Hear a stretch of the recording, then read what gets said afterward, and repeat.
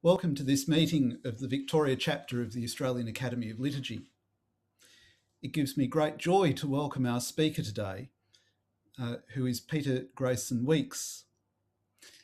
Peter is a long-standing member of this chapter, having joined in the year 2000. Peter is a minister of the Word in the Uniting Church in Australia. Following ordination in 1984, he has served in parishes in Tasmania and Victoria and retired at the height of the COVID lockdowns in Melbourne in 2020.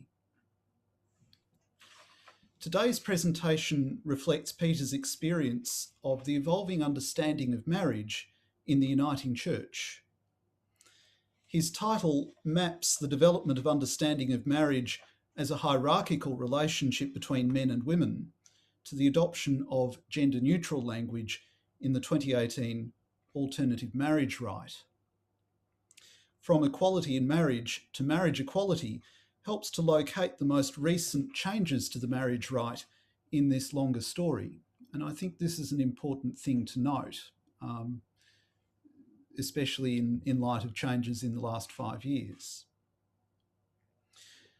Peter is uniquely placed to speak about the development of marriage rights in the light of changes to the Marriage Act in 2017. Peter was married for 31 years, and he has been in a partnership with Daniel since 2007. And through this relationship, they have engaged with the process of recognising same-sex unions in Australia. In 2010, they were blessed at a sacred union ceremony and registered in Victoria as a domestic partnership. In October 2019, Peter and Daniel were married according to the rites of the Uniting Church. Prior to his marriage, Peter had presided at 3 same-sex weddings in the previous year. And it's a wonderful mark of how social change occurs that Peter now lives on Letta Merina country, known to those of us of more recent arrival in Australia as Tasmania, and that he enjoys this retirement with his husband, Daniel.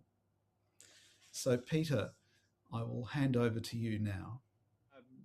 So firstly, I wish to acknowledge that I live on the banks of Kanamaluka, the Tamar River, on the land of the Tierra Notapana people, the North Midlands tribe of Lutruwita, Tasmania. As Kieran mentioned, this paper is titled From Equality in Marriage to Marriage Equality. In this presentation, I'll outline the process of change that has taken place within the Uniting Church and touch on some of its theological and liturgical implications.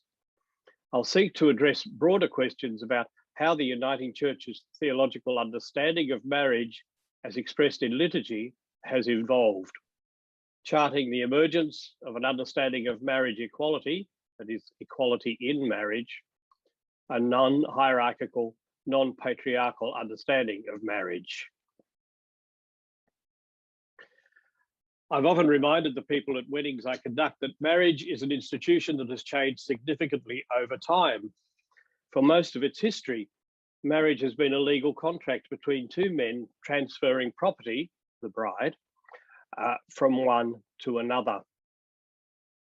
Even up to the present day, vestiges of this understanding of marriage has continued to play a part in marriage ceremonies, although most people don't realise it. Whether both Christian and civil. From its beginning, the Uniting Church removed these last symbolic links to a totally outmoded way of viewing marriage.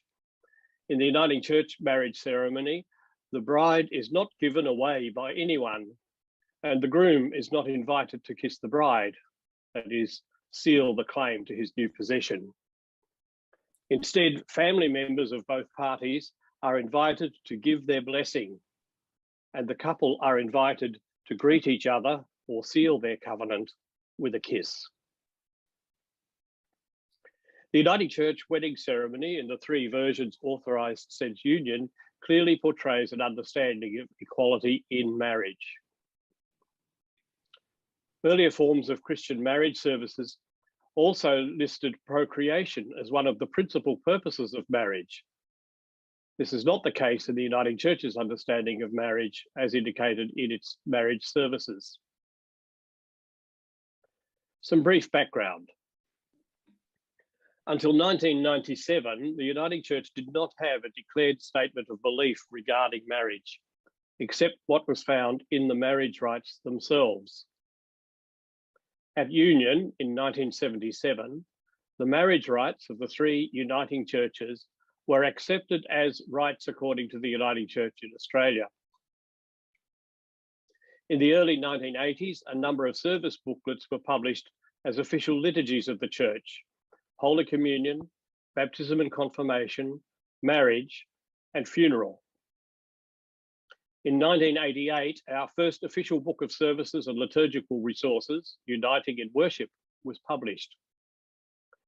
It contained revised versions of all the official rites plus additional resources. In 2005, Uniting in Worship 2 was released with further revisions and resources.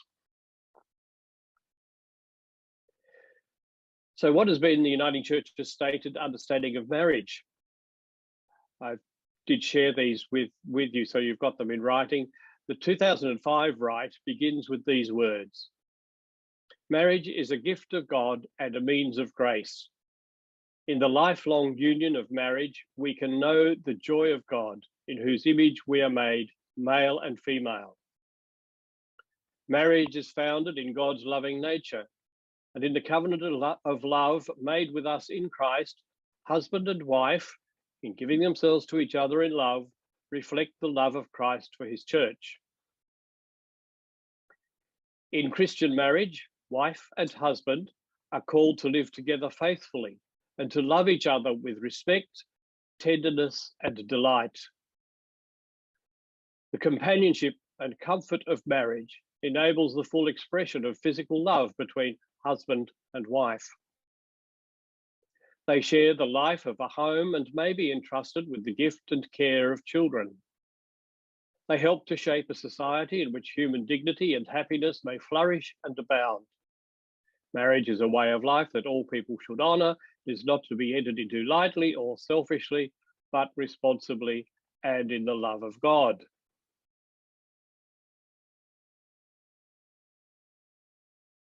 This declaration gives more emphasis on husband and wife than the 1988 version, reflecting the 1997 Assembly Statement of Belief on Marriage, which I'll refer to later. But it's clear, as in previous rites, that there's no hierarchy within marriage. Husband and wife are equal partners. Now, the 2018 alternative rite states, marriage is a gift of God and a means of grace. In the lifelong union of marriage, we can know the joy of God in whose image we are made. Marriage is founded in God's loving nature, and in the covenant of love made with us in Christ, two people, in giving themselves to each other in love, reflect the love of Christ for his church. In Christian marriage, couples are called to live together faithfully and to love each other with respect, tenderness, and delight. The companionship and comfort of marriage enables the full expression of physical love. They share the life of a home and may be entrusted with the gift and care of children. They help to shape a society in which human dignity and happiness may flourish and abound. Marriage is a way of life that all people should honour, is not to be entered into lightly or selfishly, but responsibly and in the love of God. A minimal linguistic change with maximal practical and theological impact. So how did we get to this point? In 1997, the National Assembly, which has responsibility for determining matters of doctrine and liturgy, issued a statement on marriage. Marriage for Christians is the freely given consent and commitment in public before God of a man and a woman to live together for life. It is intended to be the faithful lifelong union of a woman and a man expressed in every part of their life together. In marriage, the man and the woman seek to encourage and enrich each other through love and companionship. In the marriage service, the woman and the man make a public covenant with each other and with God in the company of family and friends. The couple affirm their trust in each other and in God.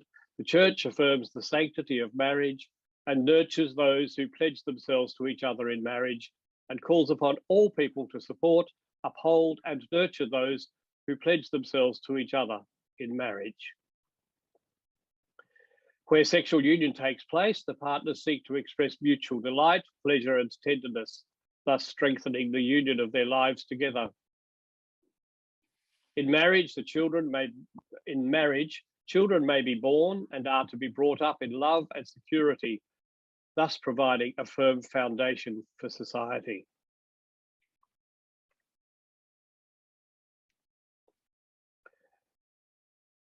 In 2012, the Assembly was asked to set up a process of consultation across the church to review the church's understanding of marriage, specifically including the question of whether or not people in same-gender relationships could be included in a definition of marriage. I need to note here that in all of the material relating to this topic through Assembly, the term same-gender relationships was used rather than same-sex relationships, primarily because it was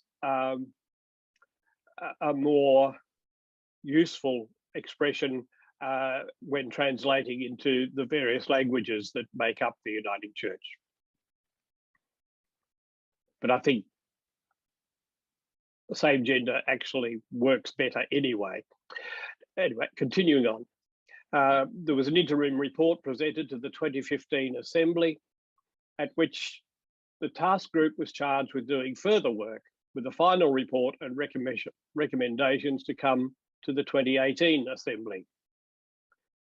That report was presented on the first day of the Assembly, with time given on every day of the week-long meeting for discussion, reflection, debate in plenary sessions and in working groups.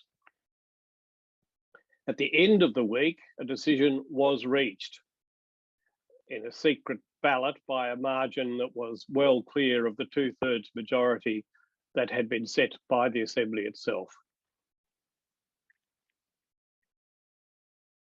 The Assembly resolved, A, to acknowledge, 1, that within the Uniting Church there is a diversity of religious beliefs and ethical understandings, developed through continuing faithful discernment and held with integrity on matters relating to sexuality and marriage. And 2, that marriage is a gift God has given to humankind for the well-being of the whole human family. B, to determine that the Church is able to accept this diversity within its life and make the decisions necessary to enable its ministry and members to act with integrity in accordance with their beliefs. C, to vary its policy on marriage by recognising 2 statements of belief. The first being the 1997 statement that I read earlier, and then a second statement using the same words, but replacing man and woman with 2 people. During the process, it was pointed out that the very existence of the Uniting Church depended on the holding of 2 very different doctrines side by side, namely Calvinist and Wesleyan doctrines of grace. Multicultural, Indigenous and ecumenical concerns were all raised as part of the debate at Assembly. Time doesn't permit a full exploration of those today, but it's of significance that when members of the Assembly had opportunities to share their thoughts in plenary sessions, there were Indigenous, Korean, Tongan, Samoan and Indian voices supporting the change. It has frequently been pointed out that part of the Uniting Church's commitment to ecumenism is a willingness to step out of what might be called an ecumenical consensus on a variety of matters where it believes the Spirit of God to be calling us. For example, the ordination of women and corporate rather than personal episcopacy. The resolution also authorised the creation of a second rite, identical in all things with the existing rite, in all other things with the existing rite, for use by celebrants who wish to operate under the two-people definition. To be clear, there is not one rite for straight couples and another rite for same-gender couples. Those who cannot in good conscience use the two-people version will continue to use the previous version, as they will only be conducting man and woman weddings. Others will use the two-people version, regardless of the gender of the people being married. Ministers and other church authorised celebrants have the freedom to operate with integrity under whichever statement of belief holds true for them. Church councils likewise have the freedom to decide whether weddings conducted on their premises are man, woman, or two people, but they cannot prevent their minister from acting under either rubric.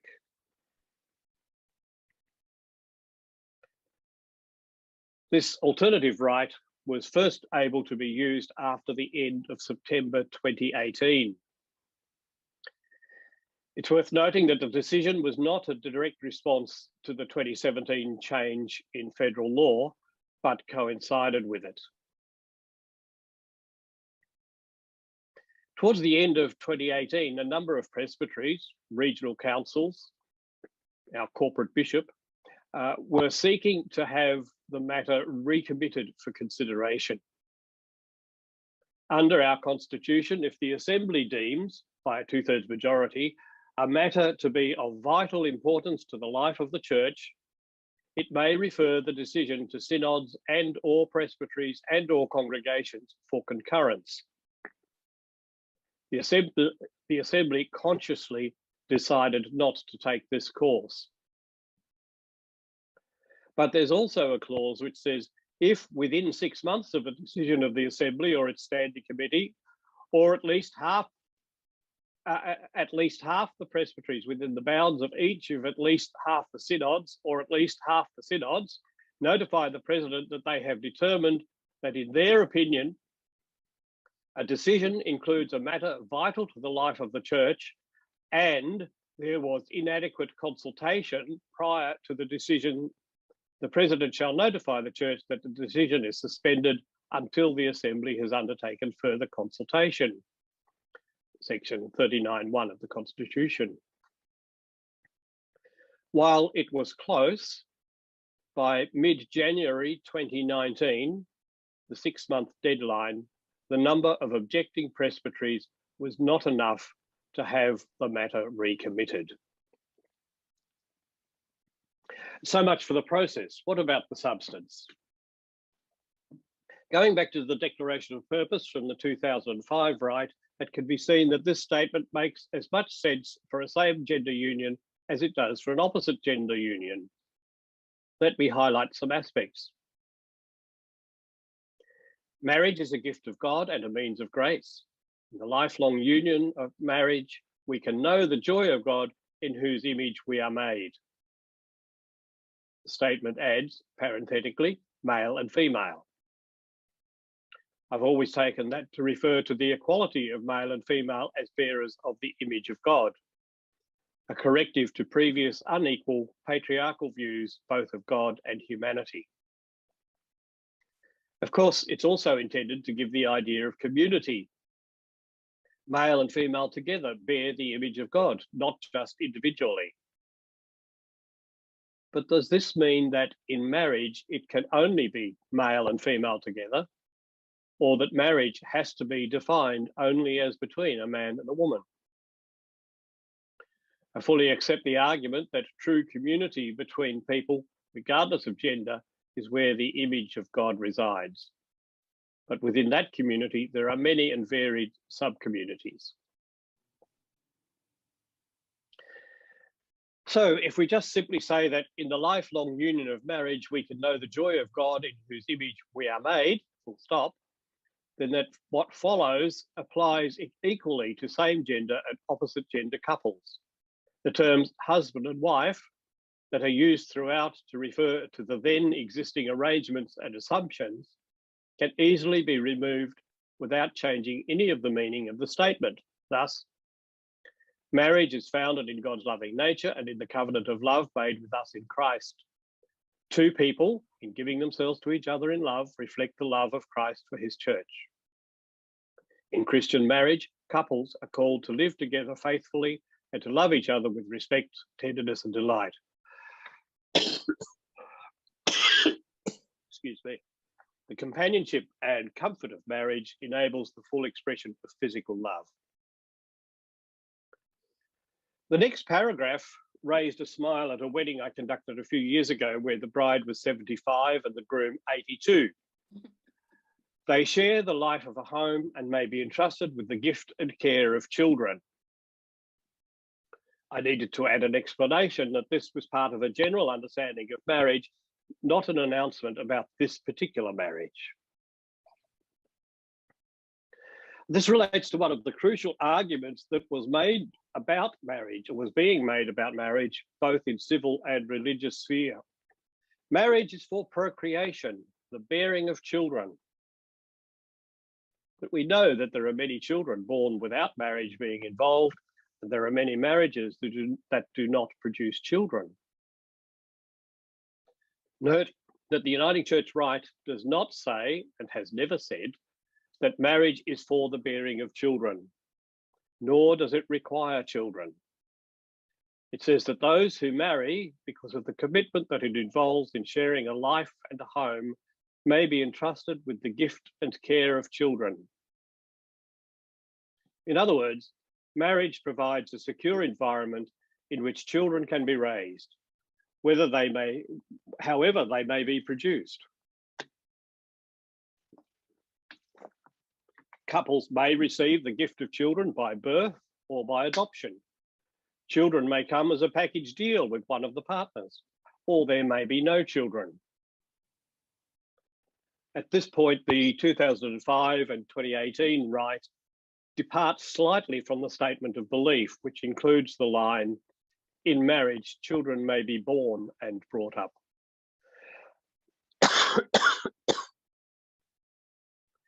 As was pointed out at the time of the political debate about marriage, the civil law made no reference to children in its definition of marriage.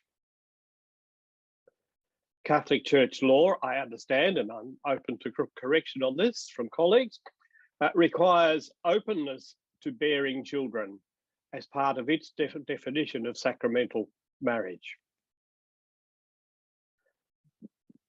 But would they refuse to marry a 75 and 82-year-old couple? The Uniting Church and its predecessors have never had this requirement. Most of us would affirm that marriage is not just about the couple, but includes a very significant social and communal dimension. Thus, a valid marriage, legally and ecclesiastically, requires at the very least a celebrant and two witnesses. By including those of us who are in same-gender relationships within the definition of marriage, the Church has taken a further step to help shape a society in which human dignity and happiness may flourish and abound.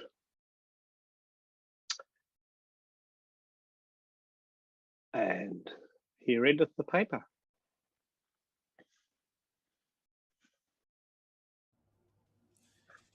Thank you, Peter.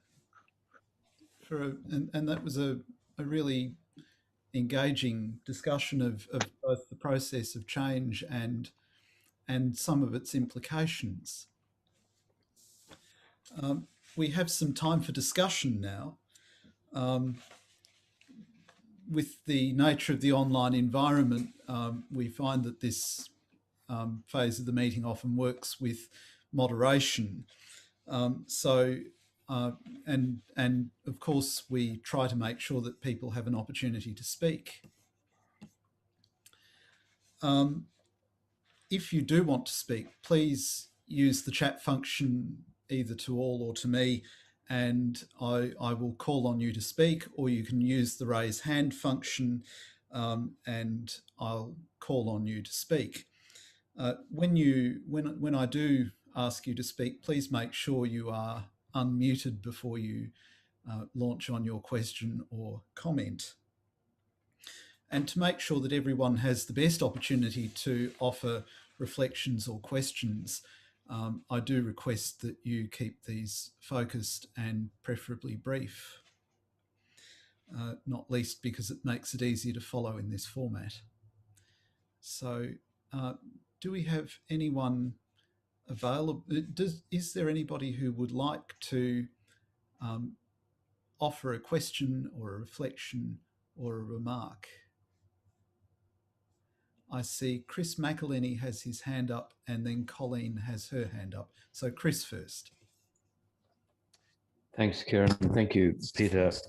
Just back to the response of Indigenous, Asian and Pacific Islanders, I'd be a bit more interested as to what extent that was favourable or not, if you can fill us in there.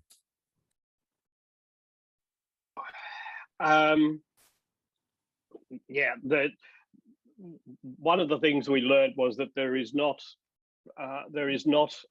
universal agreement. There had been an assumption based on fairly solid evidence, I think, from before, that many of the migrant ethnic congregations were not favourable on a number of levels. I know of a Korean congregation who refused to have the chairperson of Presbytery conduct the induction of their new minister because she was a lesbian in a same-gender relationship. So there is a fairly strong conservative element across many of the different cultural groups within the church. In the past, the Indigenous section of the church, the Uniting Aboriginal and Islander Christian Congress, had made it quite clear that they would not discuss the issue or a number of issues relating to sexuality over the years. And when those topics came up as assembly, they would tend to indicate that they could not discuss it and would leave the meeting for the discussion to happen without them. In 2018, in January, at the Congress's national conference, they made a very significant decision to basically what we'd say in politics, allow a conscience vote. They said that they would not have a block understanding or act as a block, that individuals were free to speak on their own behalf, but not on behalf of the Congress. So that really opened up some possibilities. So when I mentioned that a number of different groups, they were individuals who spoke at the assembly from various ethnic backgrounds, and they certainly didn't represent everybody from their communities, but it was significant that there was a significant number who did speak. And who spoke in favour of change. Colleen.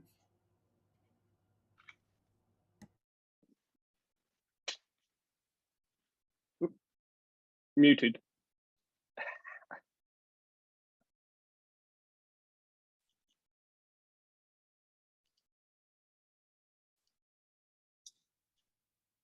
Is that better?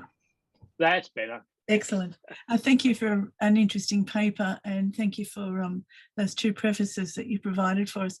I'm really intrigued that we still struggle with this issue around the purposes of marriage. It was a really big controversy at the time of the Reformation, as I'm sure you're aware. And the English reformers and the continental reformers had different views about the primary purpose of marriage. And that's still, I think, still an issue. I think more settled in the community than perhaps amongst some Christians. And it's so helps this seniors moment. Of course, what people often don't understand is that the statement at the beginning of the marriage service is a statement of the, as you said, of the general teaching of the church on issue of these relationships, and not necessarily specifically for that couple. And as you said, certainly people who are past childbearing are entitled to be married in the church. That's certainly not a prohibition in the Anglican Church. I doubt that Roman Catholics would not conduct such a marriage either, because marriage is also linked, particularly for us and more so for them, to baptism. The primary requirement for us is that one of the parties be baptized. In the Roman Church, it would be the same. But I'm just interested that we're still debating what is marriage really about, and perhaps that's something that every generation, in a sense, comes to afresh, or the church needs to grapple with afresh in every time, and because it is such a malleable institution. Yeah, that's right. We've been given the impression that marriage has existed in its whatever its current form might be, since time began, when clearly it hasn't. No, it has changed. No evidence of a marriage service before the 9th century. And marriage involved property, as you said at the beginning, a woman being part of that. And it's interesting, the Orthodox marriage service makes a reference to Rebecca and Isaac, who of course are the only monogamous couple in the Old Testament, which people forget as well. Yeah. Sophie Morley has just dropped in some information that helps to clarify the position in the Catholic Church, and I'll just make sure we have this read out so that it's not lost on the video. And Sophie says, the following question may be omitted if circumstances suggest this. For example, if the couple is advanced in years. Are you prepared to accept children lovingly from God and bring them up according to the law of Christ and his church? So there is clearly some pastoral consideration in the Catholic rite for couples who are not in a position where childbearing is likely to occur. But Peter, of course, you drew to our attention that children can come into a marriage by a variety of means. That's right. Yeah. And perhaps one that we neglect or forget, particularly when older people marry, is that children may in fact be themselves adults, and the infants to which we're referring are in fact grandchildren. Yeah. Yep.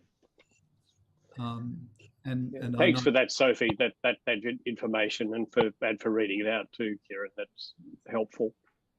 Alison Wish also put a question in the chat.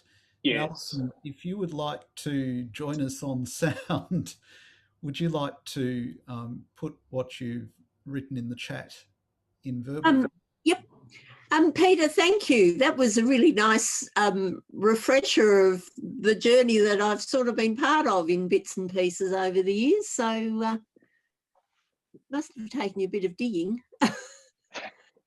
Anyway, where did I put my question? Oh, yes. As I said, as one of the more experienced colleagues when it comes to marriage under the two persons definition, in the practical enacting of the liturgy, how have you found it works, in inverted commas, and responds to what couples are looking for? Because, in preparing couples, in my limited experience, you always have to do a bit of educating along the way in terms of what the service is about and how it works, because they often have very clear ideas about what they're wanting. Yes, yes. Usually influenced either by family tradition or movies and television. Yeah.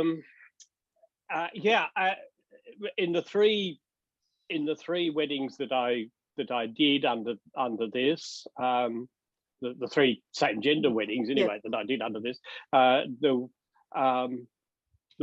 were no questions raised about the content of that. It was accepted that this is the church's wedding service, and so it's accepted, which has been pretty much the case with every wedding I've done in nearly 36 years. The only wedding where we really went through the statement of the declaration of purpose in fine detail was a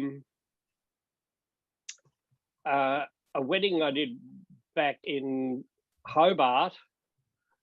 That was Uniting in Worship 1 at that stage, which is slightly different wording, but the couple were atheists. The groom was a lecturer in politics or social something or other at the university, came from South America, from a fundamentalist Baptist background, which may explain some of his atheism, an avowed Marxist. But they found civil celebrants didn't seem to offer them anything worthwhile. They contacted several who simply said, "Oh, well, you can look online and find details, find things you want in it, and then come back to us with what you've put together, and we'll do it for you and collect the money." And they somehow got put on to me, referred to me, and they liked the fact that our service has a fair amount of flexibility in it. But when we sat down and started going through it, he was resisting very strongly the whole language of the Declaration of Purpose, because for him, even though I couldn't see it anywhere in there, he was hearing stuff that linked back to his fire and brimstone language from his Peruvian Baptist background. I found it very difficult to see where he might see that, but then I wasn't coming from that background. But we talked through it, and this of all the weddings I've done, this is the one that's had the most thorough going into at every point of the thing. I said to him, look, if I were writing a declaration of purpose, an understanding marriage, it might be worded slightly different, but this is the church's understanding of marriage. And we say this at every wedding. Anyway, he thought about it for a while and he said, well, I think I can accept that, but would it be possible to add a paragraph that states what we understand we are doing? I said, absolutely, you write me the paragraph and I can read that as a statement of your understanding of what you're doing. And so he did, and it was a very nice little paragraph that he wrote, which ended with the line, and let 1,000 flowers bloom, which I thought was rather nice, especially as we're having the wedding in their garden. After the wedding, somebody approached me and said, how did you cope quoting Chairman Mao in the wedding service? I said, I wasn't aware that I was. And apparently that line comes from Chairman Mao.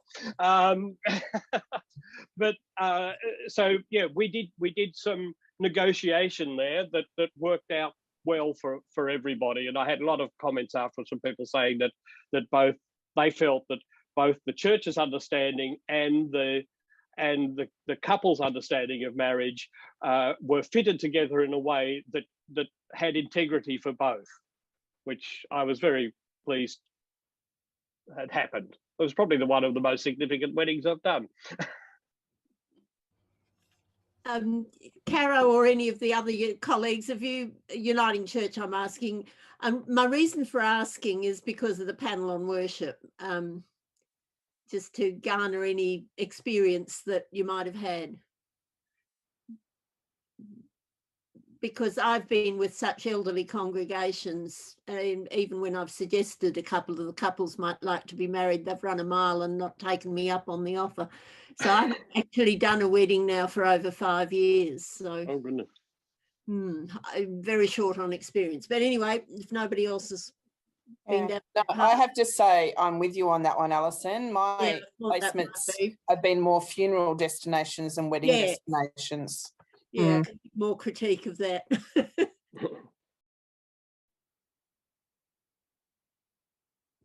I've been involved in 2 same-gender marriages here in Echuca. The first one, the Uniting Church hadn't approved the liturgy yet, so I worked with a marriage celebrant who is part of our congregation, and the couple, the 2 women they were happy to go along pretty much with the Uniting Church order of liturgy, and so that was very pleasing. They were, I've done 2 now. Yeah, so they were both Catholic girls actually, and so they both had a faith in God and wanted to be married in the church. And then I've conducted another marriage of 2 women, and that was once the alternative marriage liturgy was approved. So I did that by myself, and that was actually down in the aquatic reserve. That was during COVID, so it was just myself, 2 witnesses, and a photographer at a distance. Yeah. Well, the last wedding I conducted, the third of the 3 same-gender weddings I did was that size, but not because of COVID. It was 2019. It was actually the week before our own wedding. It was reverted to the ancient practice, or the early practice in many parts of rural Australia, particularly, of the wedding took place in the manse. It was just the couple and their 2 witnesses, and Dan and myself. There were a variety of reasons. We were going to have it in the church, but there were a variety of reasons on their side why they wanted to have it in an even more private setting, but still with the required number of people present. In fact, only one of the 3 weddings that I've done under this was in a church, and that was in a regional large church at Hamilton in Western Victoria. I see Chris McElhenney has his hand raised again.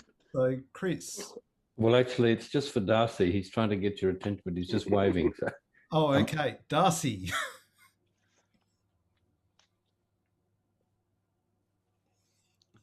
Thank you. I thought I must be making the wrong gesture somehow.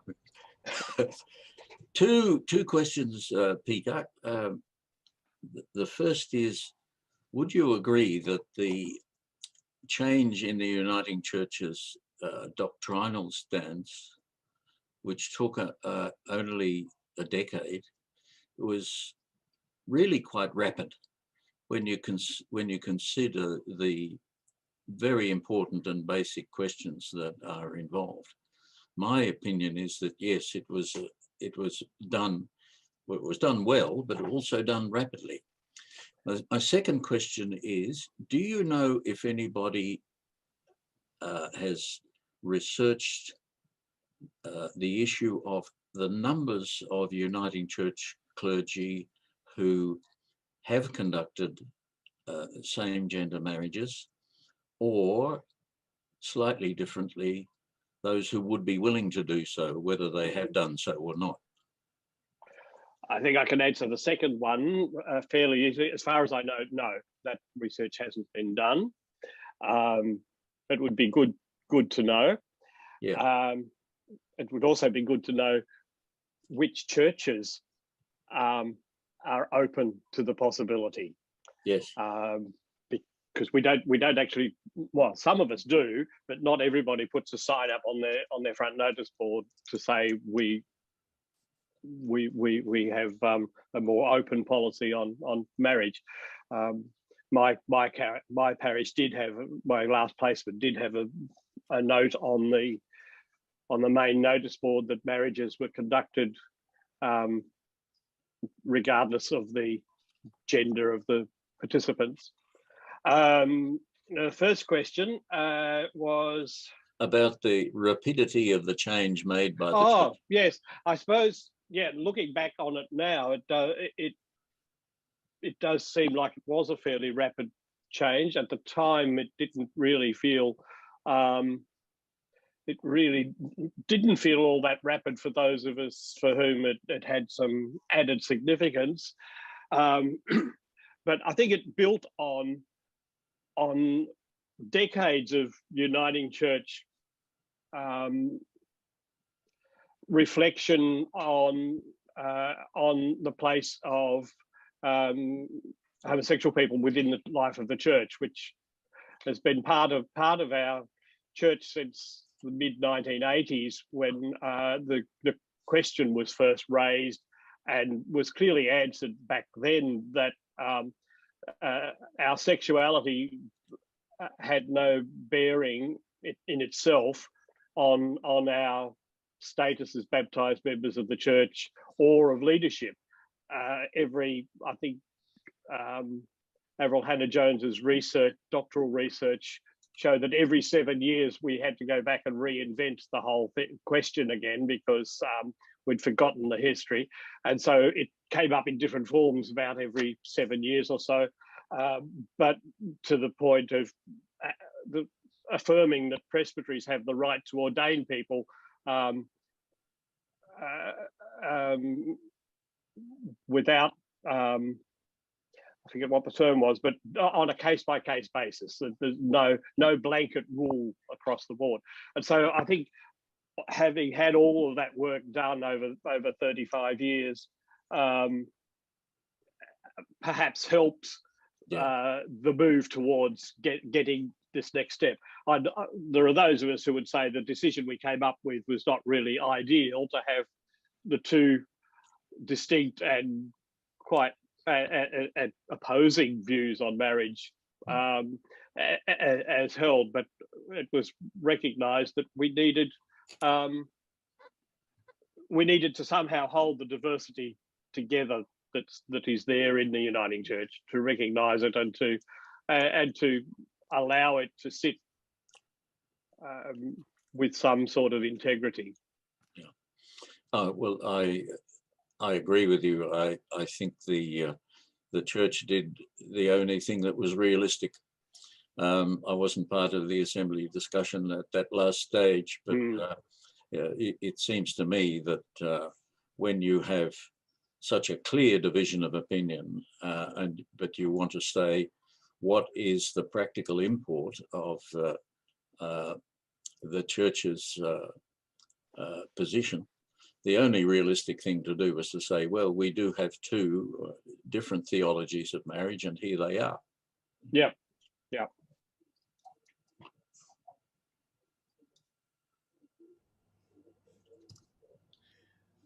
Thank you.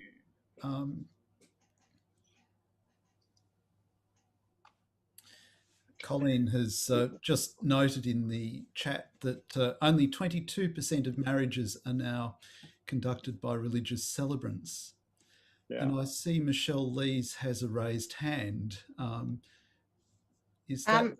Yes, that's right. I wanted to just comment on the fact that we didn't need to advertise that we would conduct same-gender marriages, because it went round town like wildfire once we had made that decision.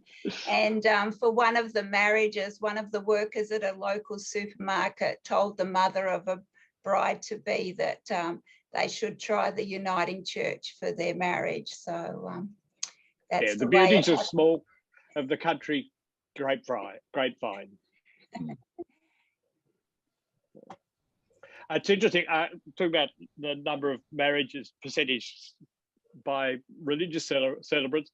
We had the interesting experience in the year that we were married. Earlier in the year, we attended a wedding in a uniting church that was actually a civil ceremony conducted by a celebrant who happens to be a member of the uniting church. And the couple are members of the uniting church, but it was clearly a civil ceremony held in the church with the minister participating, but not leading.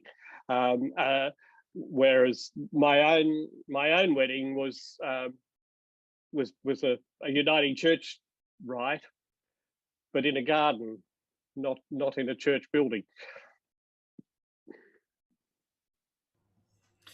It's perhaps noteworthy to mention, of course, that in the Anglican Church there has been a development towards a blessing of a same-sex couple after a civil marriage, which was subject to approval, well, subject to challenge through our appellate tribunal, and was last year approved.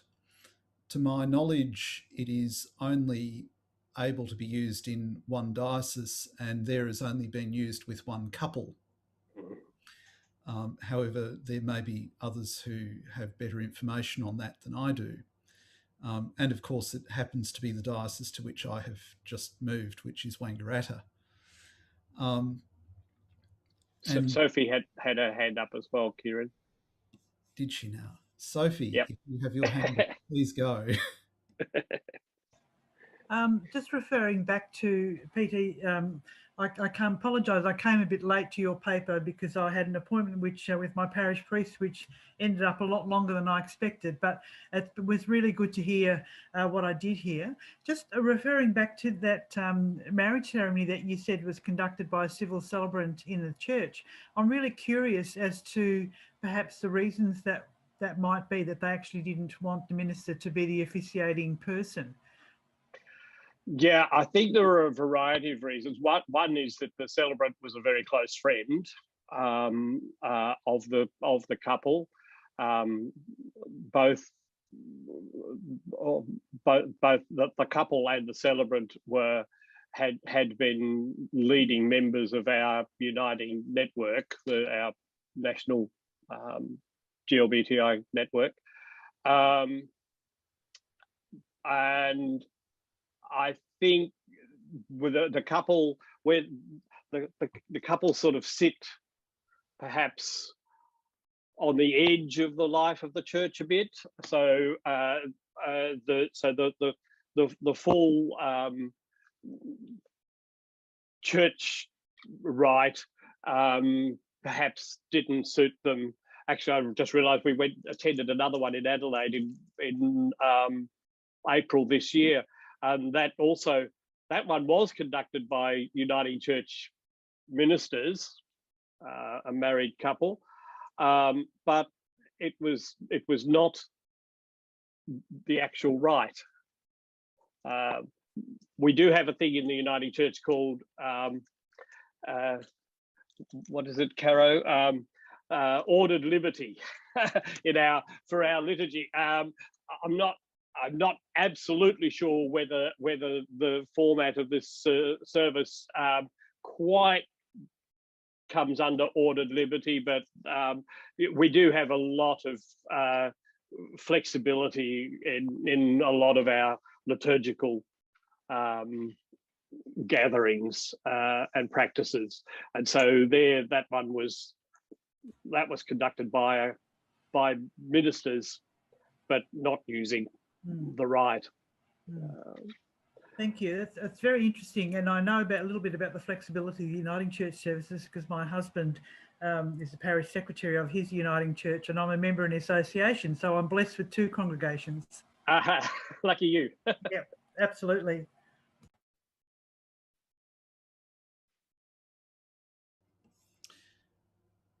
Does anybody else have a question or a comment or a reflection? Alison, I see you have your hand raised.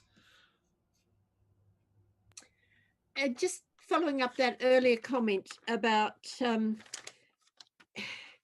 just worrying that there is a slightly sticky territory when we can't use the authorised rites of our tradition, because it's those of us who are marriage celebrants are only authorised because our church has nominated us to be authorised.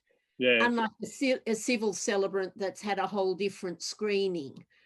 And the authorisation comes on the basis that we will use the rites of the tradition.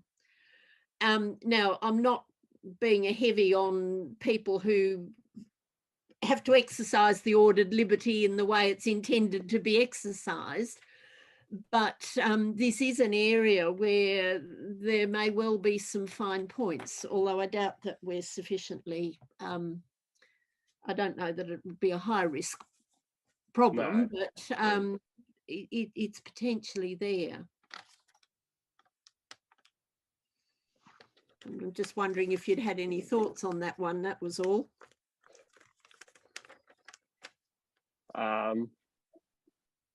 Yeah, I agree. I think that it's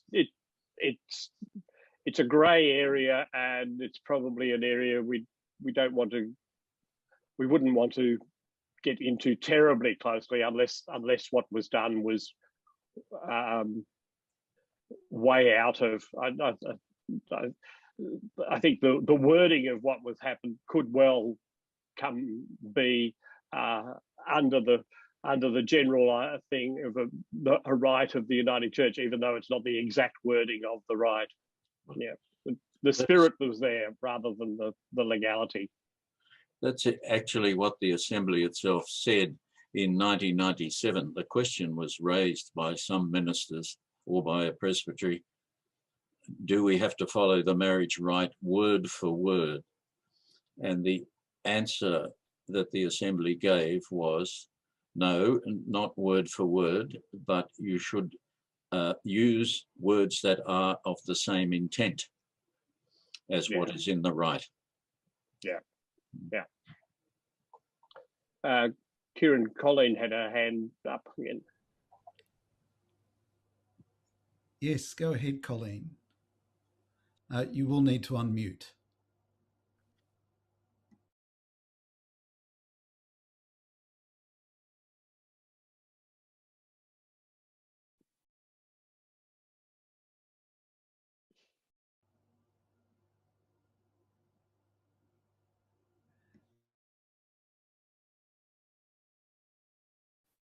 Right.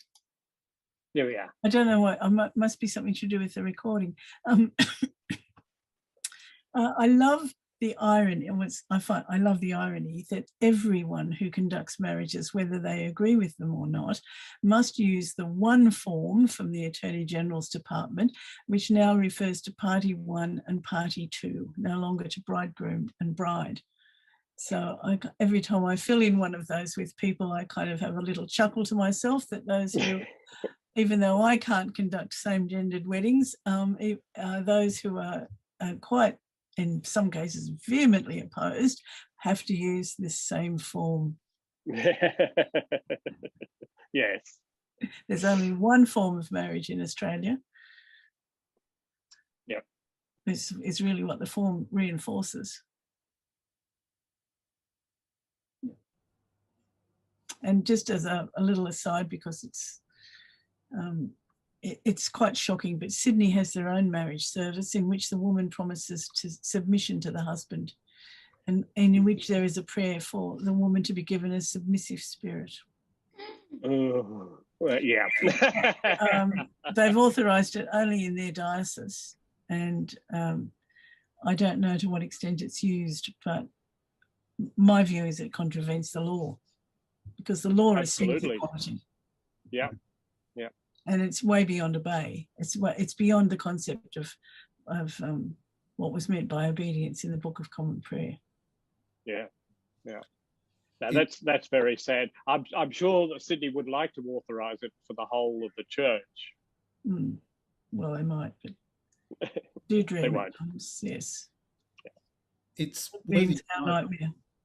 it's worthy of note that given the connection between baptism and marriage in Anglican sacramental understanding, that some clergy have taken to including a submission question in the baptism rite, which is an appropriation from rites in the Church of England that caused a bit of eyebrow raising a few years ago. Oh, I haven't heard of that. I can point you to the parish, Colleen. Okay. Yes, But, do do that. Send me a and- little email. Yeah, and I think perhaps one of the thorny issues, certainly within sort of broader sacramental practice around baptism, is the need to balance ordered liberty, a la the Uniting Church, with some degree of adherence to agreed rites, which is probably the prime issue in current Anglican liturgical standoffs. Yeah. I was noting recently that the only diocese in Australia that seems to have an active liturgical commission, of course, is the Diocese of Sydney. Yes, yes. I'm no longer part of the Melbourne one, and I've never heard of them in years. However, this is a meeting very focused on the Uniting Church, and it's been wonderful to have you, Peter, and thank you everybody who has contributed to the discussion. It's been very good to bring this discussion to the Academy, and in a sense, it's been a matter of the time being right. Before we finish up, I'd just like to draw your attention to a couple of things. Our next chapter meeting is on Wednesday, the 8th of September, 4:30 to 6:30 p.m, obviously Australian Eastern Standard Time.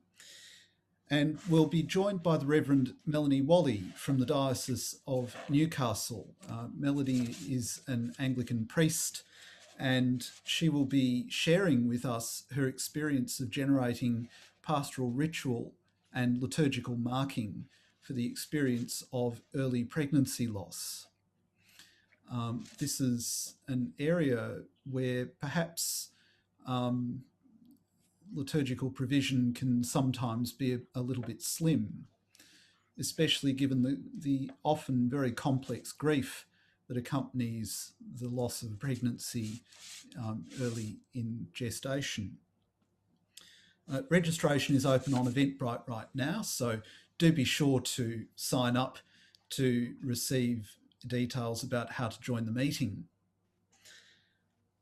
Also, I'm letting you know that early bird registration is open for the Academy of Liturgy National Conference 2021, postponed to 2022. You'll never get a better deal than now. And the registration page is linked on the Victoria Chapter Facebook page, and members, of course, receive the link regularly in email. And I think you can also access it off the Academy's website, which is australianacademyofliturgy.wordpress.com. The conference is called How Do We Sing the Lord's Song? Liturgy in Changing Times. When we started to thrash out this topic in 2019, we had no inkling that COVID-19 would come along and prompt a lot of liturgical questions. And so a footnote to the title might be, Where to Next with Liturgical Renewal Post-COVID? The conference will be running on open space technology, which means that it is open to all participants to bring their questions and passions and to seek dialogue partners for those issues that are keeping them awake at night when they come to think about how their communities worship, or at least that's how I imagine it to be, and it certainly is that way for me. I hope it is for you. So the open space process has been chosen to give you and all other conference participants the opportunity to open discussions about things that are genuinely and very really important in your community. As we go our ways, let us pray.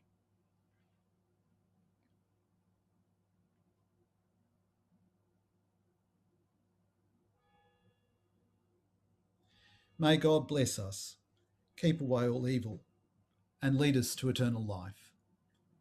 Amen.